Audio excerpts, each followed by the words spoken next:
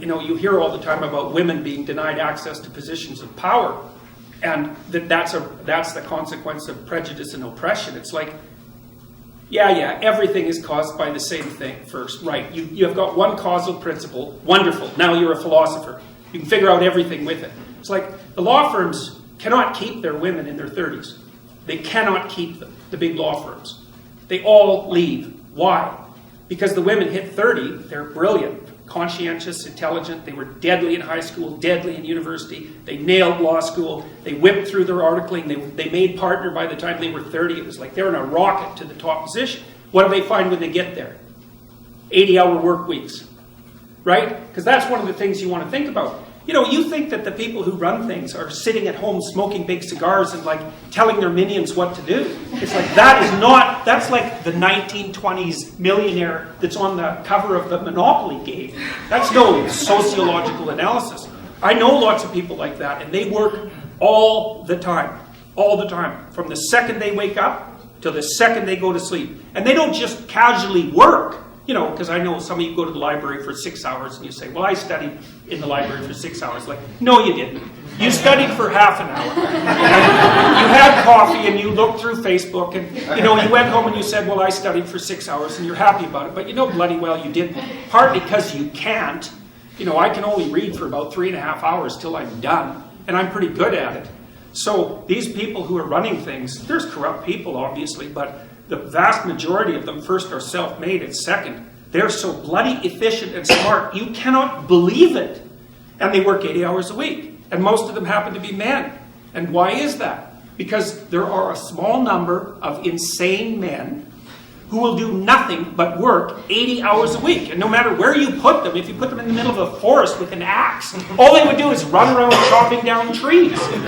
So the issue isn't, why aren't there more women in positions of power? It's, why are there any men insane enough ever to occupy those positions? You know, because we also know, and the data on this is very clear, what's the relationship between money and well-being? Once you have enough money to keep the bill collectors from your door, so once you have enough money to stave off misery, which is sort of lower middle class, something like that in our society, maybe a little lower than that, extra money does not help you. It does not improve your life. So why bother with it? Well, that's what the women in the law firms think. It's like most of them, by the time they're in their 30s, are married.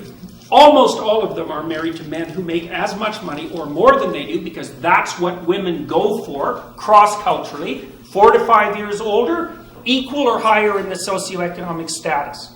So their husbands already make $350,000 a year. It's like they think, well, I don't need much more money. The men use money to keep track of the competition, by the way, because all the male lawyers that I talk to are usually real hard-ass guys, really low in agreeableness, really high in conscientiousness, like conservative types, low in openness as well. And they want to win. And the reason they care about their damn bonus at the end of the year isn't even so much because of the money, it's because they got a much bigger bonus than the other son of a bitch sitting beside them, and they're happy about that. So there's a real brass knuckles competition that drives these sorts of things. But we get things backwards so often in psychology and in sociology. It's like not why there aren't more women in positions of power. It's why do any men want those positions? You just have no idea the amount of responsibility that comes along with that. You just imagine for a minute trying to run $1 billion corporation. You can't even bloody well balance your checkbook, and there's dust bunnies underneath your bed. How in the world would you ever run $1 billion corporation? Those things are complicated. And you have enemies, and they're trying to take you out all the time. You look at Apple and Samsung, man, they're just torturing each other in the courts nonstop. You know, if you're running a big corporation, you'll be handling 200 or 300 lawsuits at a time. And that's just nothing compared to the complexity of what you actually have to do. Stay on top of the technology, constantly interact with your large customers, travel all the time because you have to maintain the relationships. You have to regulate the politics inside the business. Believe me, it's no picnic. And you think, well, they get a lot of money. It's like, what makes you think that's such a good thing? You know, like if you're half crazy and you have a lot of money, you're going to be crazy a lot faster, I can tell you that. Because it frees you from all sorts of constraints. You know, we know the data on lottery winners. They're no happier a year later, and some of them are done. especially if they had like a bit of a cocaine problem to begin with, because, you know, being broke stops you from dying if you're a cocaine addict. You get enough money and away you go. And you think to yourself, you know, you've got all sorts of bad habits and weirdnesses. If somebody dumped an infinite amount of money on you, what makes you think you wouldn't unravel completely? It's highly probable. So, anyway, so back to these women. You know, what they do when they're 30 is they look around and they've hit partners, so they've hit the pinnacle of their profession. They think, what the hell am I doing this for? Why would anyone in their right mind want to be woken up at 3 in the morning Sunday by their irate Japanese client who wants them to work for the next 5 hours non-stop to fix this damn problem, which is going to cost them $100 million right now? Or we'll find someone else to pay $750 an hour to fix it right now. And you think, well, that's, you know, a masculine form of value, because that's one of the criticisms. If the law firms just adopted a more feminine structure of value, it's like, what kind of bullshit is that? The reason that you get up at 3 in the morning on Sunday to talk to your Japanese client who's freaking out about their contract is because if you don't jump the hell up and do it right now, there's some starving associate who's unbelievably ambitious in New York who will pick up the pieces in 0.2 of a second, and they're smart and aggressive and they'll take you out. So it has nothing to do with masculine structures of value. It's all the foolish ideas. And you know, it's not just law where this happens. You know, we know, for example, that female doctors work far fewer hours too. So the more female doctors you have, the more doctors you have to have. And I'm not complaining about women's priorities. I'm not saying the women are wrong. Not at all. It's like the older I get, the more I understand that marriage and family are of primary importance. And the more I see women in particular, you know, they hit 35 or 40 and they're not married and they don't have kids and they are not happy. Because what the hell are you going to do from the time you're 40 till the time you're 80? You got no family? You got no relationships? What are you going to do? Go run your company.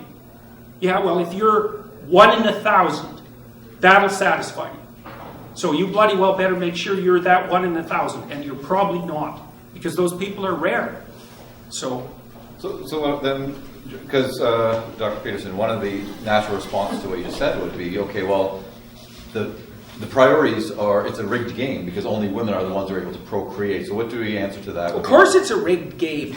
Obviously it's a rigged game. Women have complicated lives, and the pill has made them more complicated. Well, that's not, I wouldn't say that exactly because, you know, 100 years, in 1895, the average person in the Western world lived on $1 a day in today's money.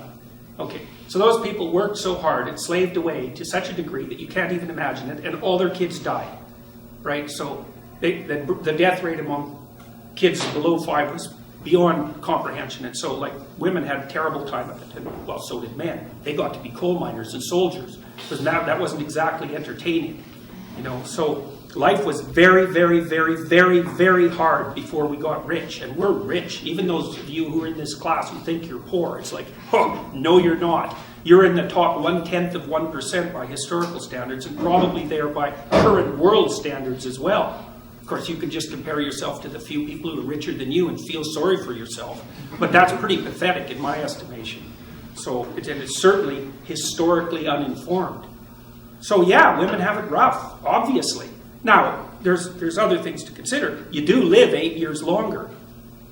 So that's not trivial. Testosterone kills men. That's basically why men die earlier. You know, and men are much more likely to be killed in dangerous jobs. They do almost all the dangerous jobs. They do almost all the outside work. And there's lots of reasons that men get paid more than women that have nothing to do with prejudice. It's because they take awful, horrible jobs, like working in the oil rigs in northern Alberta when it's bloody 40 below, and come out of that after 5 years with 2 or 3 fingers missing and all warped up. Because you really want to wrestle pipe when it's 40 below and it's filthy with a bunch of ordinary men who are hungover beyond belief? It's like, that's not very entertaining. So yeah, I mean, each gender, each sex has its own unfairness to deal with, but to think of that as a consequence of the social structure, it's like, come on, really? What about nature itself? And this is something that seems to be completely invisible on the left side of the political spectrum.